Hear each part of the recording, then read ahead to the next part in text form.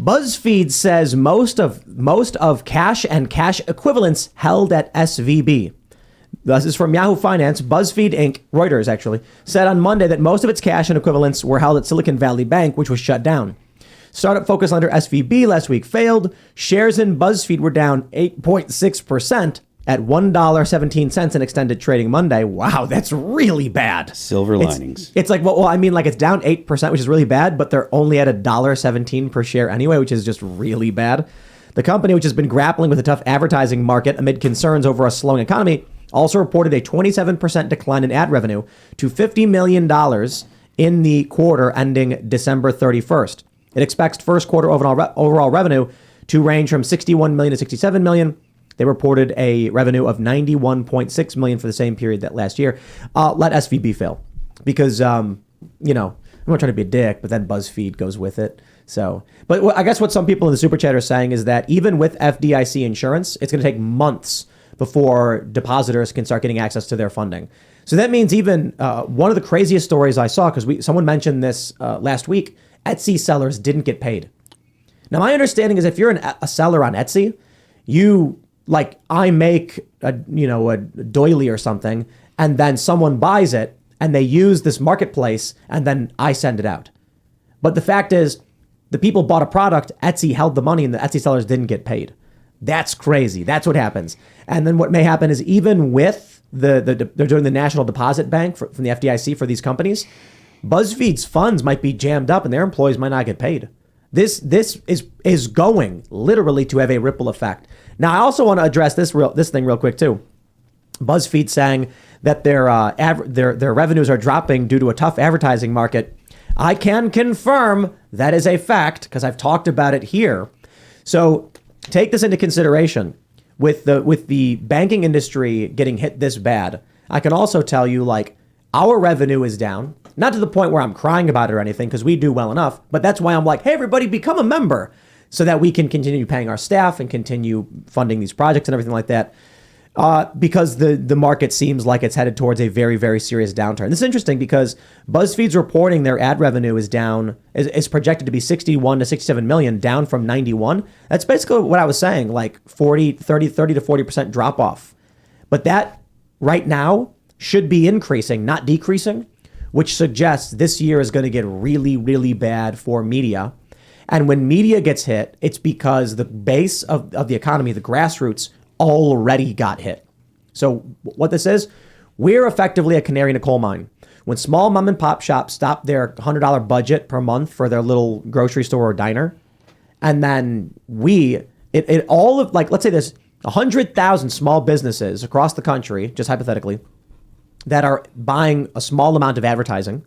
It all trickles up into a handful of small media personalities who then all yell, our revenue dropped dramatically. Basically telling you that at the individual granular level, revenues are dropping and spending is dropping, which means the next step is going to be serious economic downturn. With the banks collapsing, with BuzzFeed even complaining about it, not that I care if BuzzFeed collapses, to be completely honest. It would suck if people lost their jobs, but I don't know if these are jobs worth saving.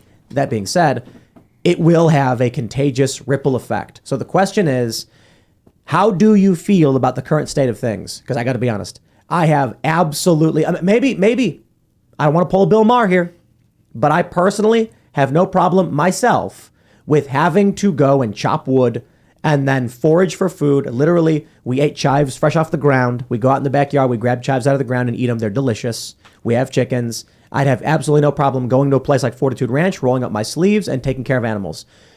That being said, I don't know if y'all do.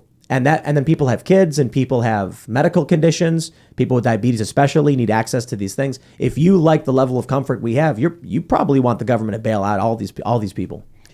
Everyone that, just like you said, everyone that enjoys a modern lifestyle, at the end of the day, you do want the banks to be bailed out. As much as everyone's going to say they don't, you have to be prepared for early 20th century lifestyle if the banks fail. I mean, fair enough. I mean, but it's like, if you don't know how to do things and you don't have a place to go and you don't have some savings and some food and some stuff handled, things are going to be really horrible for you. The estimates that you hear after the first year, it's something like 10%. If the U.S., like the dollar collapsed, something like 10% of the population will make it, or something ridiculously small. It's not something that anyone should be hoping for unless they've already been planned for it forever. I want to read the super chat real quick. Olivia Claire says, I'm an Etsy seller. I should be getting paid today for last week's sales. It said it won't transfer until tomorrow. I rely on Etsy as my main income at the moment. Really scary time as a seller.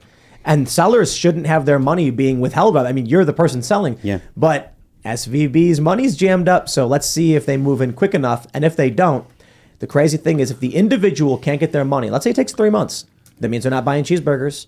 That means local mom and pop shop diner, they're not selling cheeseburgers, they ain't buying ads. They're not paying their employees ain't buying cheeseburgers, and it cycles through, it ripples through. Yeah, but you just can't have this continue. You can't keep bailing out firms and they make bad investments in derivatives and spend billions and waste it, and then we bail them out. And now SVP has made bad tech investments. They've lost money. Now we're bailing out. You can't do that forever. Ultimately, people have to pay for that, and the debt keeps going up, inflation's going up, and you reach a point where you can't do it.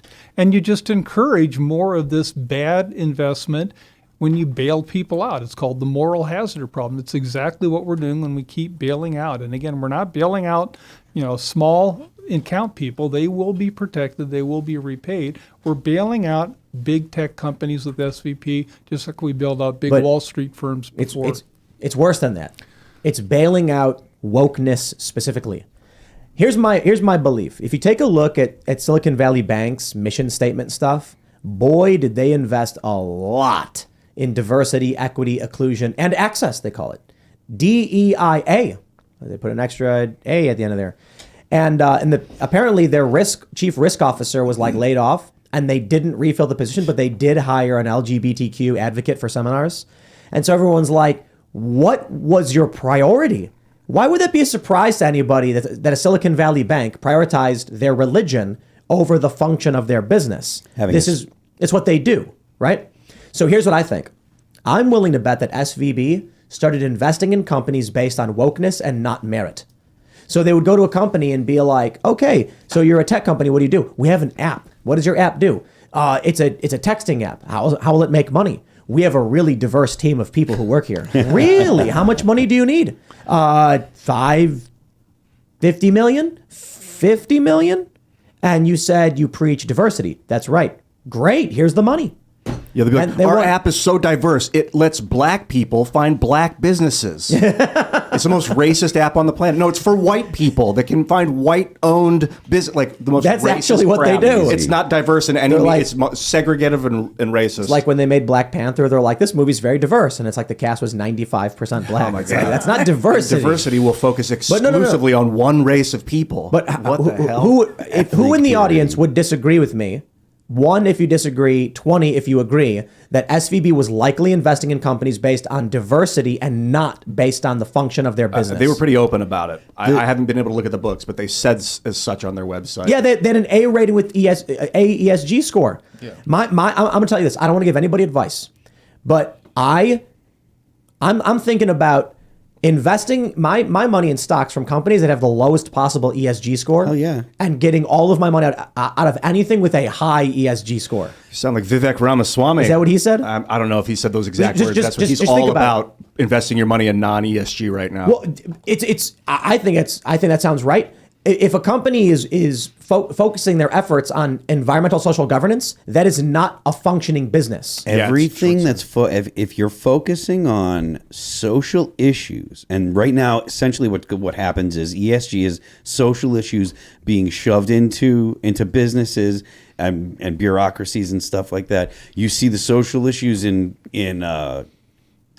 schools and stuff, and that's part of why test scores go down every year. You spend more money every year, and test scores keep going down every year. It's essentially supplanting the purpose for every single thing that it touches. So if it's schools, it corrupts them, you stop churning out kids that know anything. There's a comic from Stone Toss. I know the left really hates Stone Toss, but it's an advertising agency.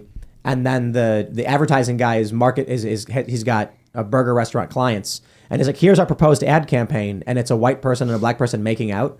And then the guy's like, how is this going to sell cheeseburgers? And the guy goes, cheeseburgers? But that's a really good example of what this is. The same reason why FTX failed, the crypto thing. What they were doing ESG stuff? Yeah, obsessively ESG. Sam Bankman-Fried would talk about it. I think there was more to it than that. Look, man. Yeah, he's a big into investing in climate change. There's video of him being like, we're going to fix the world with impact investment. He used different words, but that was the purpose. Bitcoin's doing really well. Spend your money on what they want. Thanks for watching this clip from the Timcast IRL podcast. Hang out with us live Monday through Friday at 8 p.m. and become a member over at timcast.com for uncensored, members-only shows exclusive. Thanks for hanging out, and we'll see you all next time.